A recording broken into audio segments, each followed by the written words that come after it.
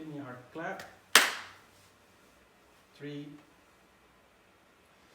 All right, everybody, we're going to start talking about now the actual fundamentals of the byproduct. What is the byproduct?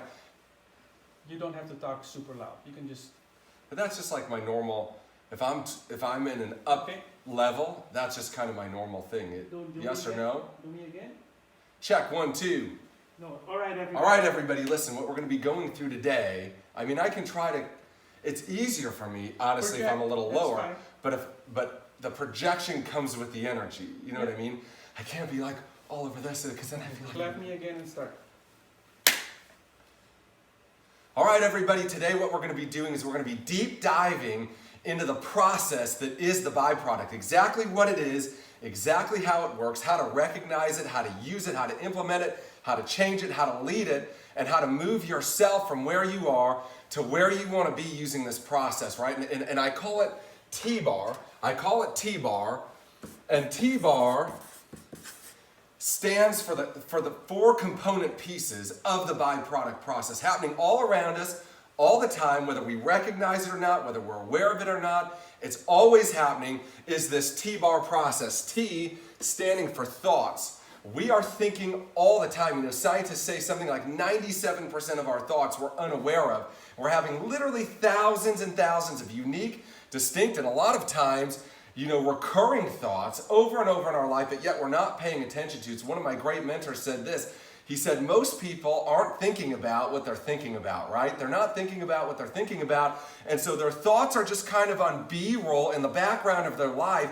Yet every single thought, guys, every single thought often enough, deeply enough, emotionally enough, consistent enough, ultimately yields a byproduct, a reaction of that thought called a belief. And that's where the B from T-bar comes in. It's the belief system. What is a belief system? We're going to jump into this in great detail later on in the course.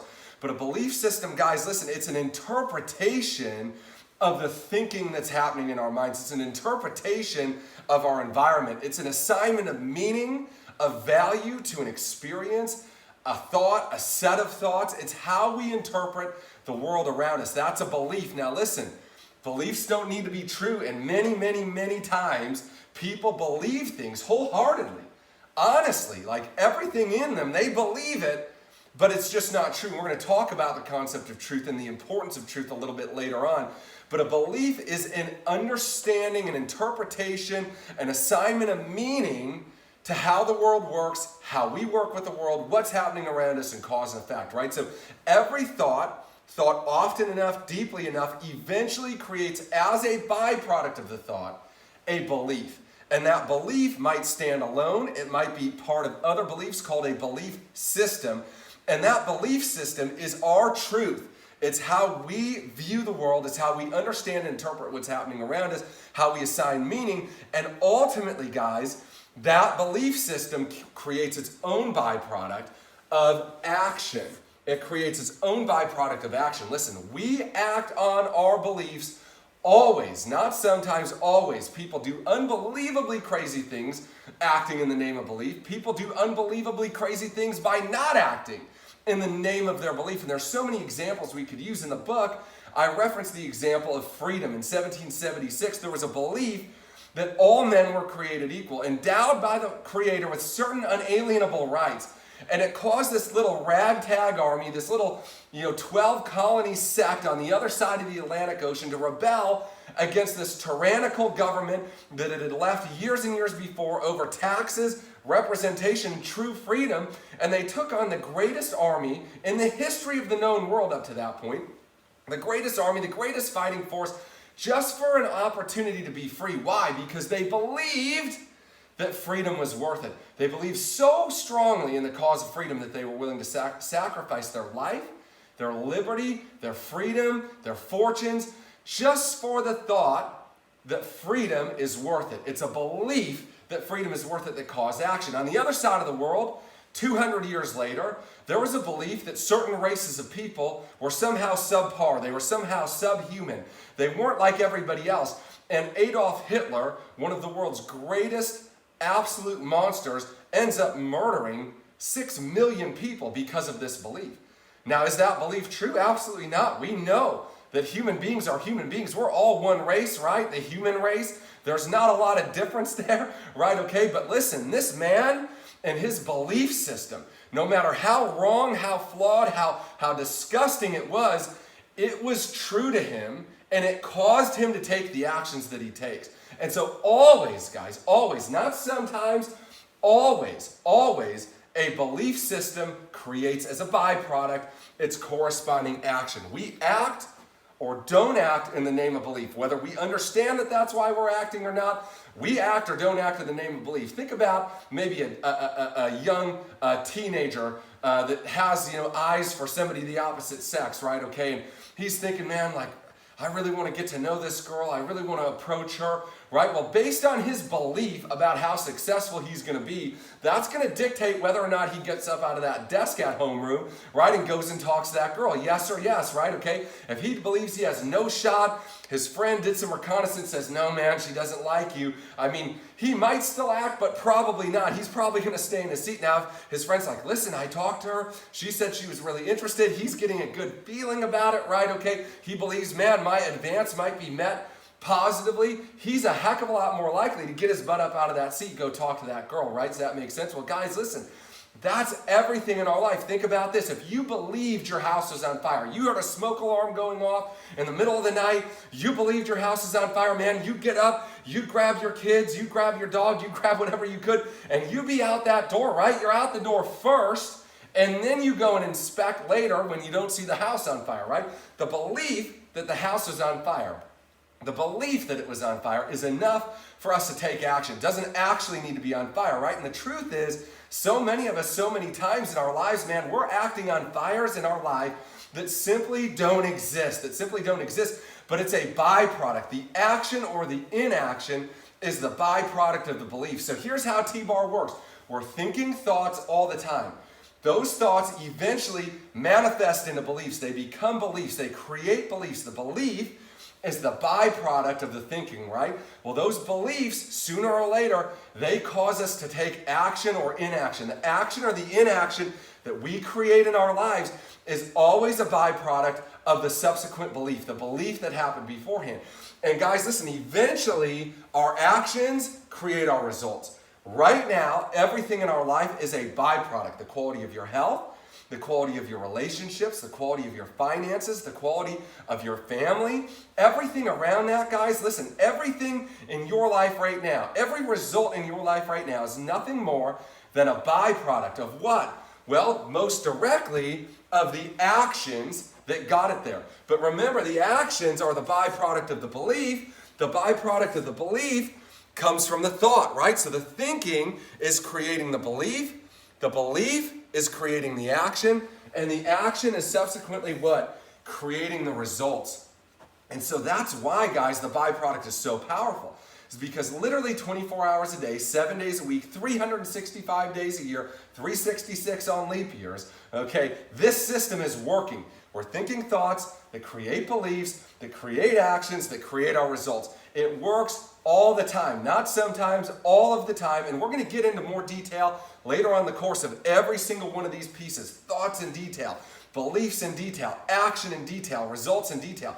But for right now, we need to understand the concept, the 30,000 foot view of how the byproduct is working. We're thinking thoughts, those thoughts eventually manifest into beliefs, the beliefs eventually manifest into actions, the actions eventually manifest into our results, which is where we're living. And see, the truth is this. Most people in life, they're not living the lifestyle, the dreams, the things that they want. They're not having that sort of success that they envision, right? They can think about it, but they're not living there. The results don't look like they think it's supposed to look like, and they're confused. They're not sure why. Why am I not winning?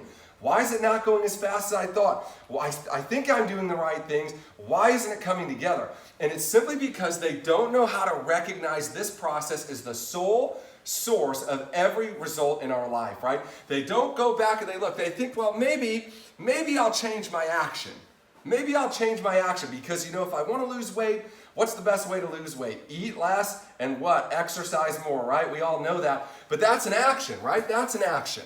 And so here's what most people do, guys. Here's what most people do when they start looking at the byproduct process. They start realizing sort of cause and effect in life and why things are working. They say, well, maybe I'm eating too much and not going to the gym enough. That's why I'm not looking healthy, right? And so what they do, as they should, what they do is they look at the action part of this process. And virtually, guys, listen, virtually every single person that's trying to change right now is trying to change at the action level. That's what New Year's resolution is all about. That's what these sort of things are all about, right? Where you have a chance to make a change. I'm going to do something different, right? And ultimately, if you want to become somebody different, you're going to have to do something different. But think about this. Here's what I learned in a decade of leading people. I watched so many great people who had so much potential, so many good ambitions, who figured out what they needed to change. They knew what they needed to change. They knew this behavior, they knew this action, they knew what they needed to do. In fact, they even did it. A lot of them even did it. They even started going to the gym, eating better, right? They're on this diet, that diet, right? They're coming over, they're eating 3 pounds of bacon. You're like, what's wrong? They're like, well, it's the new diet, right? They're doing this, they're doing that, right? Because they think what? They think if I want to change my result, I need to change my actions. And that makes sense because the action is most directly related to the result, right? But here's what they don't think about. Here's what they don't understand if they're not understanding the byproduct process. The action is not a standalone being. The action is not a standalone being. Yes, your action is creating your results. Sometimes no, all the time. But what's creating the action? That's what most people never stop to think about. So here's what they do. And tell me if you think that this sounds right, okay, to you, because you've heard this a bunch of times, you've watched this a bunch of times. They start eating better, they start the diet, they start going to the gym, and they lose weight for a week, a month, 6 months, but then something always happens, and what do? They're back to exactly where they were before, right? They start putting the weight back on, they start having that same unhealthy relationship, they start falling short on the things they had of goals for work, right? Why? Because they wanted to change the action, which temporarily changed the result. But the action is not there by itself. The action was created by the underlying beliefs. And so what happens is, guys, listen, everybody wants to change this action, right? But they don't think about changing the thinking and the believing that created the action.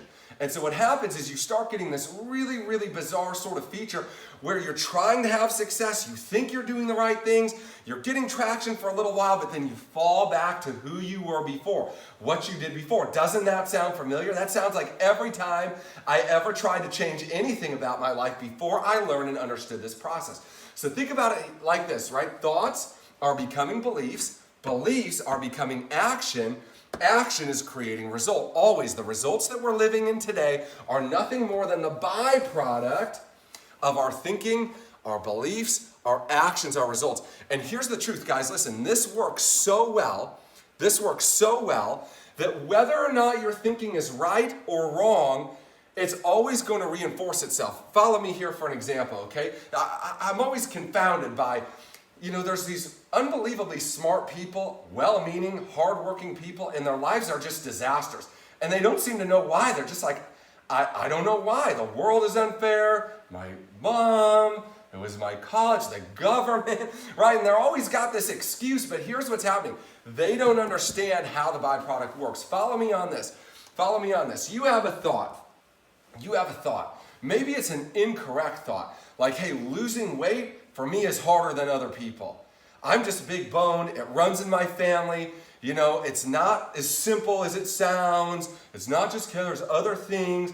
I have a lot of stress. It causes me to hold this, that, and the other. So we've got all these thoughts over here, right, about, say, losing weight, for example, that maybe just aren't quite right, okay? Science tells us calories in, calories out, that's a net, right? Okay, if there's more calories in than calories out, guess what you're doing?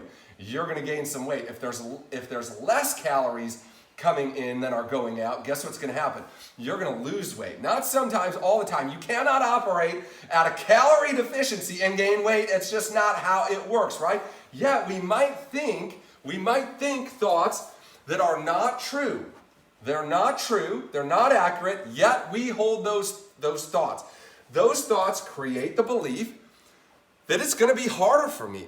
It's going to be harder for me than other people. It's not natural for me. It's just not, it doesn't run in my family to be able to lose weight. Everybody's bigger. It's not the same for me as it is for you. So we have this belief that's a byproduct of that thinking, right? It came from the thinking and is now solidified into the belief that I could try at this. I could do what I'm being told to do as far as it goes, diet, exercise, but it still might not work because it's not as simple as calories in, calories out. That's my belief. Now that belief is not correct, but it doesn't stop you from believing it. There's all sorts of people who believe all sorts of wrong things that create what? Wrong actions and ultimately wrong results. So the result is different than they expected. It's not what they wanted, and yet they're confused. Why? They haven't traced it back. Follow me on this. So that belief that says, well, you know what? I'm just not like everybody else. I can work out hard. I can do these things, okay? But it still may not work. So we take some action. Okay? And we start going to the gym. But we're not 100% sold on that action. Why? Because we believe that we may put that action out and it's still not pay off, right? We start eating a little bit better, but we're not watching it all the time. I mean, we're not right on it all the time. Why? Because, you know, I might eat super clean and it still may not work out for me, right? Because of this belief. So we take action, but we take action as the byproduct of the belief, right? So we take the action, we start eating better, we start going to the gym, but we've always kind of got this thought in the back of our head that man, this may not work out for me. I could put out all this time and effort. So here's what happens, right? Here's what happens. It starts creating results. So we start going to the gym 3 or 4 days a week, right? We're eating a little bit better. But listen, how many of you know, right, that you're not going to lose 30 pounds in 1 week, really, no matter what's going on, right? You're not going to have a massive, drastic difference after 1 week. Why? It took you years and years to put the weight on. It doesn't come off in 5 days. But here's what we do have. Okay? Here's what we do have. We have some result. What's our result? Our body hurts like crazy, right? We can't walk. We're trying to drive the steering wheel. We're like T-Rex, right? Because we just busted out an arms workout and we haven't worked out in a long time. We can hardly walk, right? Our abs, we can't even laugh because it's so hard because we're just working out, right? We haven't been used to it. So we did that, but our result instead of weight loss was crippling pain from the workout and a bunch of nasty salads that you didn't like, right? Okay, so now here's what happens. It creates this result, but the result isn't total fitness. The result isn't looking great in a bathing suit after 1 week. What is it? It's a lot of pain and it's a lot of self-sacrifice at the dinner table, right? And so here's what happens. That result happens, and here's what they say. They say, listen, I'm doing the right things, even though I'm not committed to doing it long enough. I haven't changed my thinking and belief about being healthy. I'm just trying to look better, right? So I've changed my action here, okay? I said I'm gonna do better. And I'm starting to get results, but it's not what I want. It's just pain, it's hunger, it's not feeling good, and I don't look better. So here's what happens. The result creates a reinforcement of the original thinking. See, I told you, you've been doing all this exercise way more than most people and way more than you were doing before. You've been eating right. You've been doing the right things. And look at you. You still haven't lost the weight. All you are is sore. See, it is harder for you than other people because other people, for sure, would be 30 pounds lighter after week 1, right? That's our wrong thinking there again, right? But it creates this reinforcement loop. We get a result that was actually a design of the thinking, beliefs, and actions. It was the perfect outcome. In a million tries, you couldn't recreate a better result than what you're living in right now for how you think, believe, and act, right? And here's what happens. Because it's the perfect outcome, it always reinforces that which created it. It always reinforces that which created it. So think about it this way. The result always reinforces the thinking that created it. And what happens is you get a closed loop. You get a closed loop in here of self-fulfilling prophecy. See, whether our thinking is right or our thinking is wrong, either way, the concept proves itself. I have negative thinking about health. It's not going to work for me like everybody else. It's not as simple as it seems. It just runs in my family. It's probably going to be hard. So I take action, but I'm not committed to the action in a long enough form, in a consistent enough form, maybe in an aggressive enough form. So I don't get the results I was looking for, even though I put out some effort. And so because I didn't get the result, it reinforces the thinking that I might not get the result. I might not get that result, right? So it's a reinforcement loop. The thing about T-bar and the byproduct process is it's so good, it's so accurate, that people are using it unbeknownst to them to create miserable results in their life. And it looks like it's exactly what it should be getting. Why? Because the result was created from the thinking. It reinforces, says, yes, you're right. This is how the world works. Follow me on this.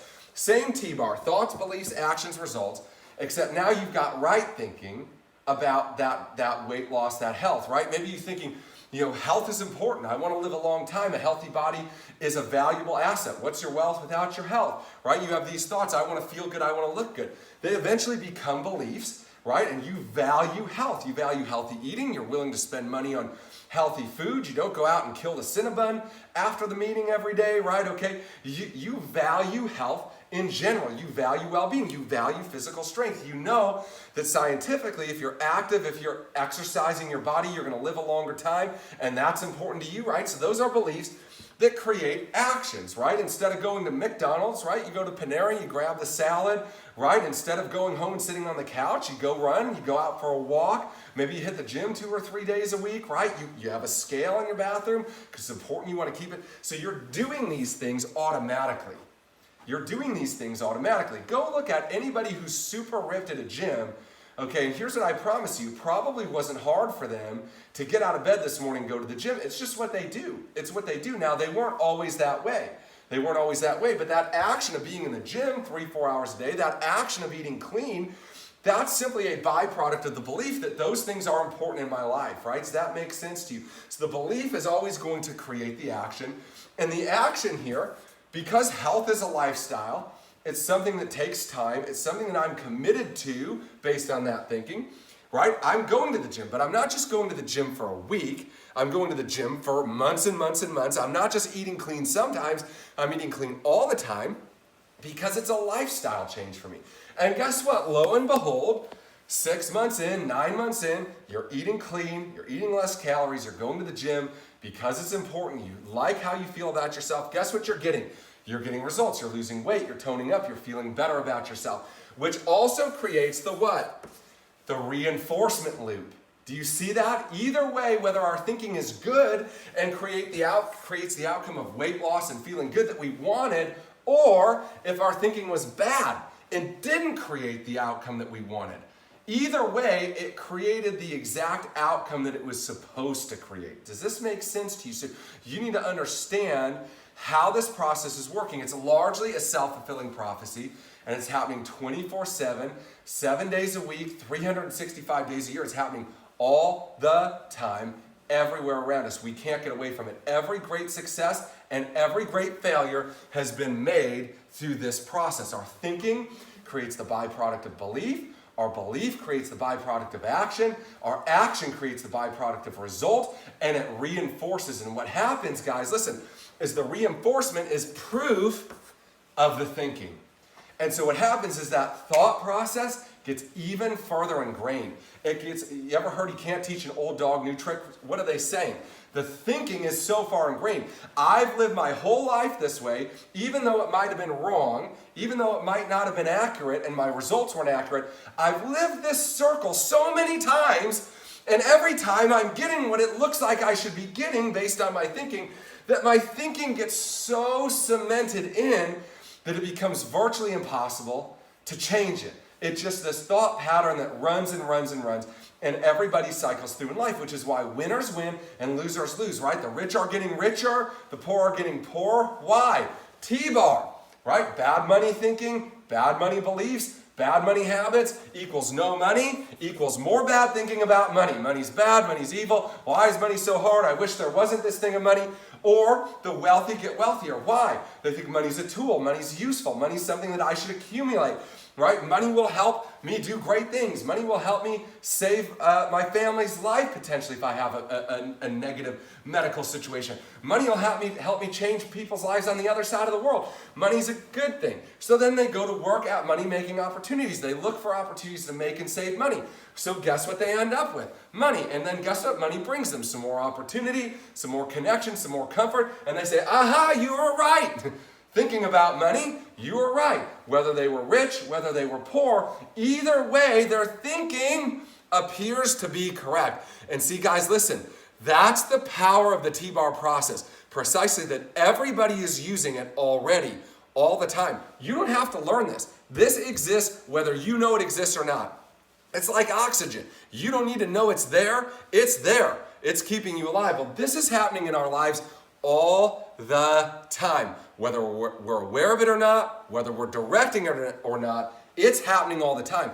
And so what this course is about is it's a deep dive into the mechanism of the byproduct process and exactly how to recognize it, how to direct it, and how to utilize it to shape the outcomes. Because guys, listen, if we want to change our result, ultimately we do have to change our action.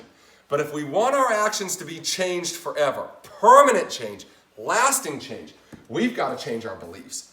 And that's where the deep work comes in. Most people don't know what they believe or why they believe or even that they believe. But folks, we all believe something. We have a belief system in place. And the question that I have for you today is your belief system helping you? Is your belief system helping you? Are you getting the results that you want?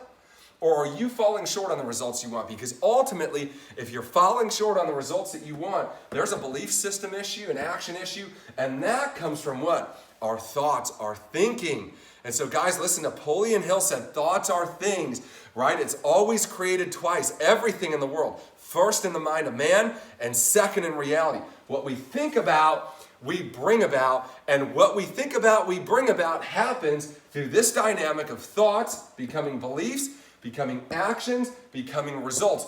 T-bar. Thoughts becoming actions, becoming beliefs, becoming actions, becoming results, creating a reinforcement loop that signifies success of the thought process. And guys, listen, that's why it's so important. We're going to talk about later in the course is the power of standards in our life. See, when we judge ourselves only by ourselves, we always look right. And then when our results don't line up, when we don't have what we want out of life, then here's what happens. Because our thinking seems to prove itself, it seems right, but our results don't line up, then guess what we start doing? Guess what the self-talk in our mind starts saying? Well, something's wrong with the world. The world isn't fair. My education, my upbringing, this person, that person, the government, right? And we start looking for rationalizations to how we could be right, but still be getting the wrong result, right? Does this make sense to you? We look for, how could I be right because it looks right? Why does it look right? Because it proves itself. So we look to us, we look right. Our thinking, our beliefs, our actions, our results, it looks right. It reinforces itself. But in the world, everybody else out there says, well, we disagree. We don't think that's worth this much money. We don't think that should let you have a super healthy body, right? That's not enough, but to us it looks like it is because it proves itself, right?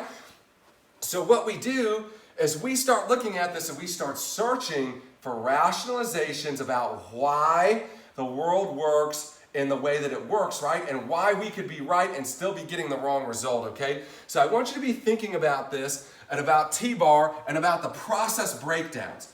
Because of how T-bar is set up, here's the common places that the process can break down. So now we know how it works, we can recognize it, but here's some of the ways that people misuse it because they don't know that it's being used. Number one we talked about is this interjection of action, right? Well, I want to change my result, and so the thing closest to the result is action, and so we're going to change the action.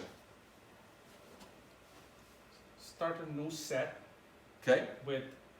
So the next thing we're going to process talk about, breakdown. Yes. Good. Yep. So I saw that was 15 minutes. Was it good? Yes. Was it useful? It was okay, good. So that's what I'm telling you. Like I could talk for a long time on this stuff. But that's why I'm giving you an indication of. So what I would love for you to have is this that you can hold up to me every once in a while. Okay. so I can see where I'm supposed to be. Can I tape it? Sure, All right. that's even better. Because today I have Rick, tomorrow I don't have Rick. Energy levels are good. And Good. that is fine. If you need me tomorrow, just let me know. It would be helpful because I'm running back and forth. I have to leave around 3:30 ish because I have to. Yeah, you have your clothes. Go close. I gotta pick up the chitlins. Go get the chitlins. I'm still rolling on everybody. I'm just gonna keep rolling. So I'm going to say, so what we're going to talk about in the next section, now that we know, so I can just pick it up like that? Yeah, and it's best if you switch from a marker, because this is the last thing that you drew, right? Where were you here? On this one, I think. Yep. So, actually, to really help me, so I don't see anything, switch around this way to come back in it. Okay. So I'm going to do this and then I'm going to turn So around like this. You're gonna go literally without saying anything. So the best thing we're gonna do right Yeah, now. so now what we're going to do, Yeah. tell me when you're ready. Ready? So now what we're going to do, now that we understand how the process works and how the... Energy should be Yeah, real yeah, high. okay. That's the problem with stopping me, That's is fine. I don't remember where, you remember we had that issue. So now that we know exactly how the byproduct process is working, we can recognize it. We're at least aware that it's there. Now let's talk about some of the shortfalls of the byproduct process. Not problems with the process itself, but problems with how people identify and understand the process and apply the process. And the first one, guys, listen, the first major issue that people run into with this process is, we talked about a little bit already, is the interjection of action. To most people, they think, well, I want to lose weight, so I go to the gym, I eat less, right? That's a what? That's an action. That's not a belief. That's an action, right? I'm doing these things. And we think to ourselves, well, listen, the action is most closely related to result. So let's change the action. The problem with just changing the action, like we talked about briefly before, is what's actually happening here is these actions are not in and of by themselves standalone things. They are themselves byproducts of our beliefs. So what ends up happening, guys, listen, what ends up happening here is the process starts to break down because we put this new action over, but the thinking and the beliefs that created it are still there. I want you to think about it this way. Look at this diagram here. We have thinking, belief, action, and result, right? The T-bar process. And they are drawn here with these sort of horizontal lines representing, say, an existing thinking process. Thought A, creating belief A, creating action A, creating result A. We'll call that stripes, right? You can see the stripes. Now here's what most people do. Most people try to interject an action. They say, all right, I don't like my result, so I'm going to change my action. So they do a new action here, right? But here's what happens. Instead of having stripes, it has, let's say, circles all over it, right? Okay, it's a circled action. It's a circled action. Well, here's what's happening. You have the thinking and the belief and the current action that's ingrained, it's existing, it's natural, it's already there. It's a result, right? Creating our result. What we do is we throw this action on top of it, this new action, thinking that we will get, the result with the circles, right? I did a circle action, I'll get a circle result. But that's not what we get at all. What we actually get is a total disaster, whereby we actually have the circle action and the line action combined, and we have both. We have this new, unnatural, let's call it willpower action. I want to stop smoking. I'm going to stop smoking. I'm going to stop doing it today. We're deciding to take this action that's different than the action we've taken. The problem is our beliefs may be about smoking, our thinking may be about smoking, hasn't changed. So this is still creating this. It's still going on, even at a subconscious level. Remember, 97% of the thoughts we think, we're not even thinking about, right? Okay, so this is still creating this. It's still going on below the surface. And yet, on top of that, we start adding in this new looking action. So what do we get? We don't get a striped action. We don't get a circled action. We get both stripes and circles. We get this kind of blend. Think about it like this. Let's say it was red. This is red, right? Okay? So we have this red thought, red belief, red action, and red result, okay? And on top of it, we say, well, I don't like that red result. I want a blue result. So we think I'm going to get blue by acting blue. But what ends up happening is you don't actually get red, you don't actually get blue, you get this sort of mixture of red and blue. You get this mixture of red and blue. As you can see here, this is pretty hideous looking right here, right? Okay, and that's the lives of people who are trying to change their result without trying to change their thinking and belief. Is their life gets all sorts of whacked out, right? They have this underlying belief set that's created this one set of results in their life for so long, and all of a sudden they're like, I'm going to change that. They start acting different, and then it's even worse, right? It's the person who ate the salads for a week and feels like total death, and then they stop doing it because it reinforced, right? Okay, they were worse off than the people who didn't exercise at all. At least the people who didn't exercise at all weren't sore and still ate whatever on God's green earth they wanted, right? Okay, they weren't deprived, they weren't sore and still not getting the result. That's what happens when you mix them, when you mix the colors. So interjected action is one of the process breakdowns, okay? The second process breakdown, guys, is feelings. Feelings don't have any place in the T-bar reaction. They don't have any place in the T-bar reaction. Feelings are emotional responses to stimuli. Emotional responses to stimuli, right? So we might hear somebody said something bad about us and we're all upset, like how could they, and we feel angry. We feel upset. Here's the catch. Maybe that person didn't even say anything about you. Maybe somebody just told you that. And so listen, this thought that somebody had, right, it didn't follow that system.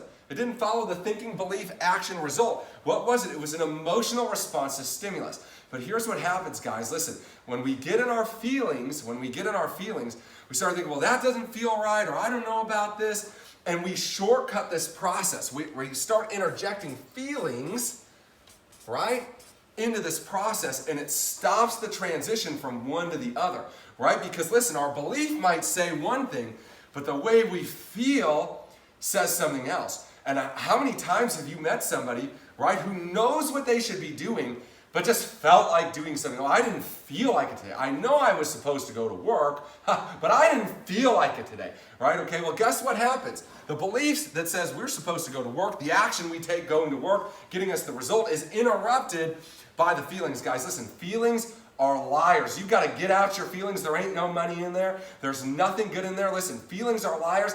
They're temporary. They come and go. They're not part of this process. Thinking creates beliefs. Beliefs create actions. Actions create results. But feelings come from the outside and assault this process. They say, is that really true? You shouldn't feel this way. You shouldn't feel that way. You got to be thinking about stopping feelings from taking over your life. The next is criticism. Criticism in our life is something that stops so many people so short of what they could be doing and the greatness that's in the inside of them. And guys, listen, what's happening is their thinking, their beliefs, their actions, their results is going along, but then we take somebody else's thinking or belief. Somebody else's, called criticism, right? Well, I don't think you should be doing that. I don't think you should be doing that. And all of a sudden, we start taking that and putting somebody else's thinking and belief in place of our own. Well, just like we saw when we tried to jump the action into the result here, right? With the blue action and the red action, it got all jumbled, right? We chose that. We said, we're going to take action here. This is the reverse of that. We're not choosing to have different thinking and different beliefs.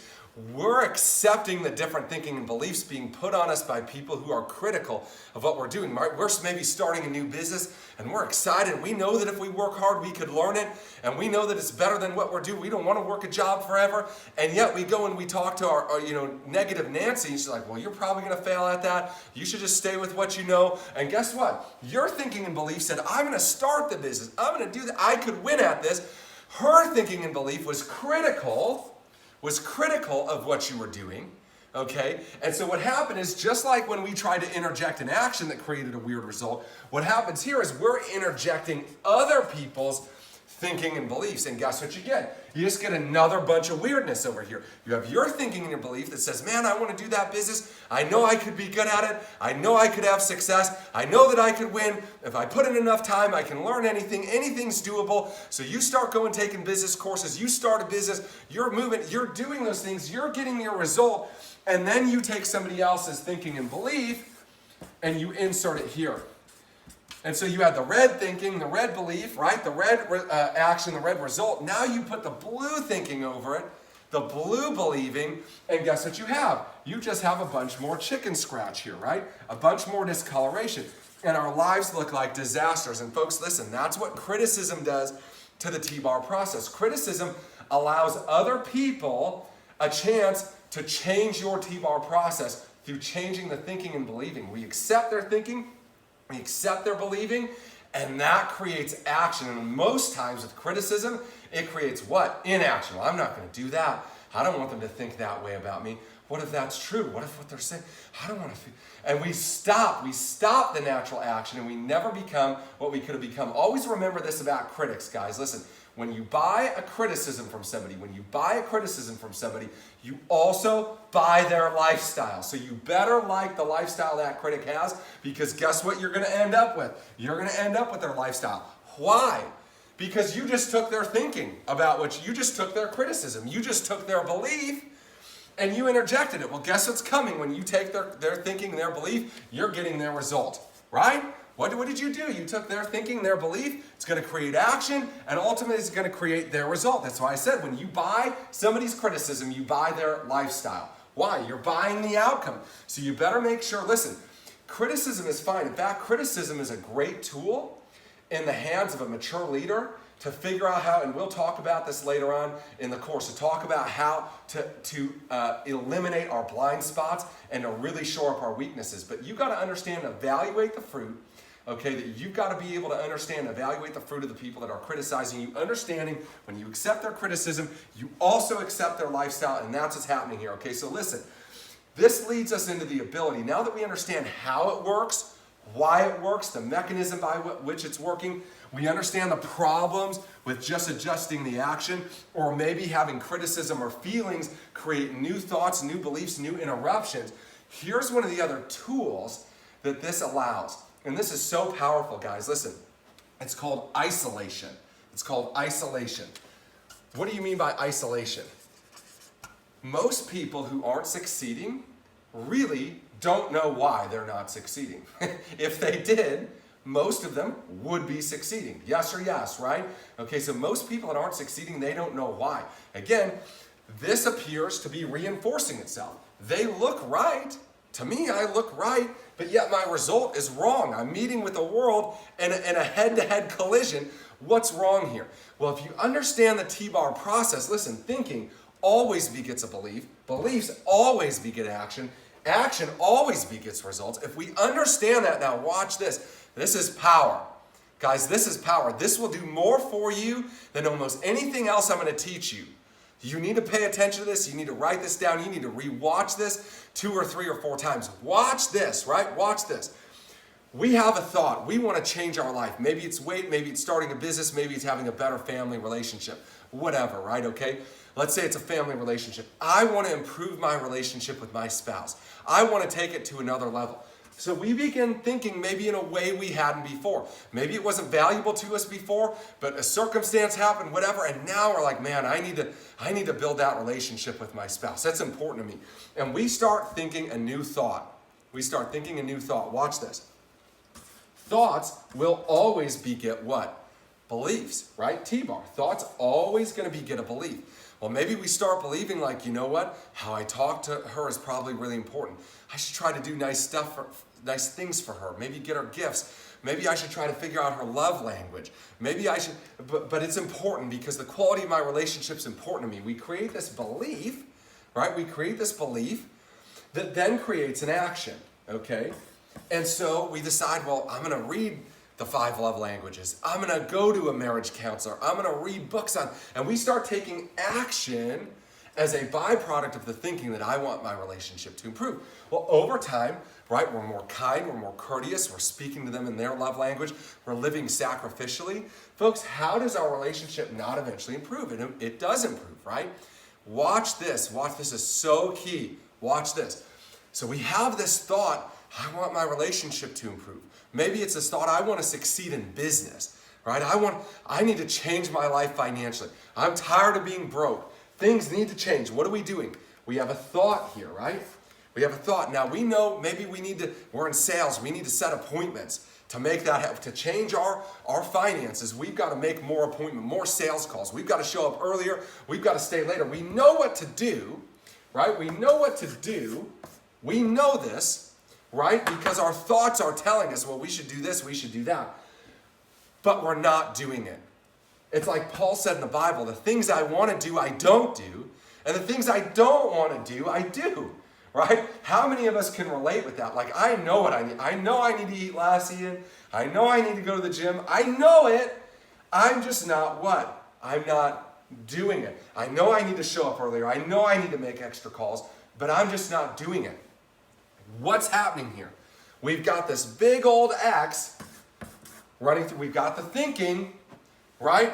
Maybe we have the belief, but the belief is not creating the byproduct action. We know what we need to do, but we're not taking the action. What's happening there? What's happening there? That's called isolating. We've got the right thinking, okay, but it's never transforming into action. We know what we need to do, but we're not doing it. So where is the problem? Where's the problem? This allows us, guys, to isolate the issue. Remember I said most people, they don't know why they're not succeeding. If they did, they'd do something different. This allows us to pinpoint with exact accuracy exactly where our problem lies, right? We're thinking right, but we're not doing right. Well, so the thinking is getting caught somewhere in the world of belief. And so in this case, we're not doing the thing we need to do in business. We want to win. We say we want. We think our thinking is right. What's happening? Our beliefs haven't been changed yet. We haven't created this thinking and created a new belief system. So we've got new thinking, but existing belief system that's blocking our ability to act, right? So that makes sense? And you can look at this in every which way. You can isolate any area you want that's causing you a problem simply by seeing, is the byproduct of the last one there?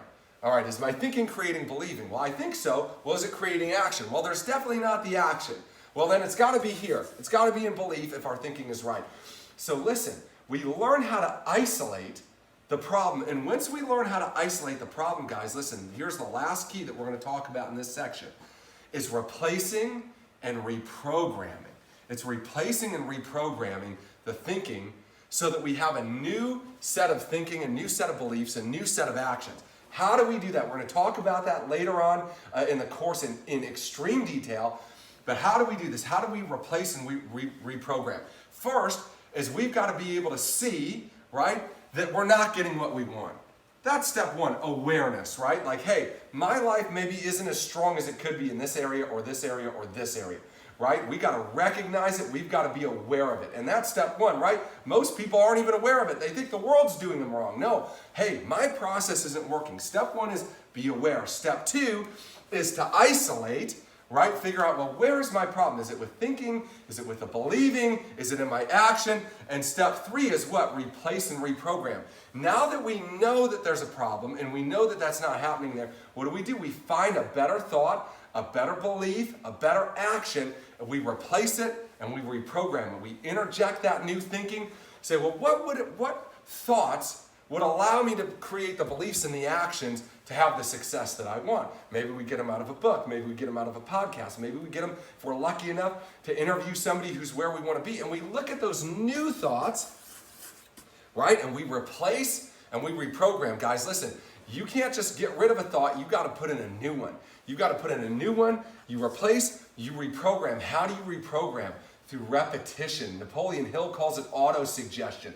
Taking that new thought and repeating it often and vivid. Listen, any thought repeated often enough and vividly enough eventually works its way into the belief. Always. Doesn't have to be true. Doesn't have to be right. Any thought. thought often enough, vividly enough, eventually creates a new belief, right? So we find that thinking that's not as it should be, and we replace it with something that should be there, and then we repeat. We replace, we repeat, we replace, we repeat, and eventually that repetition creates a reprogramming. You have a new thought, creating a new belief, creating a new action, creating a new result. That's the process by which all things are created in our lives. T-bar, thoughts, becoming beliefs, becoming actions, becoming results, not sometimes, all the time. Now that you know that it exists, now that you know how it works, now that you know some ways that it doesn't work and won't work, now you're prepared to be able to go in and understand how we relate to it. This is a mechanism. It's working for everybody all the time. How do you relate to that mechanism? Where do you, as a person, have operator errors? So that's what we're going to talk about. How we work, why we work, how we win, how we lose, and how that applies to our ability to understand and interpret clearly and accurately what's happening in the system so that we can direct it. If we get direction on this, guys, literally, we can pick any result we want. We can reverse engineer it to the thinking that creates it. We can replace and reprogram, and we can create a T-bar byproduct process to any outcome we like. That's what we're going to talk about next.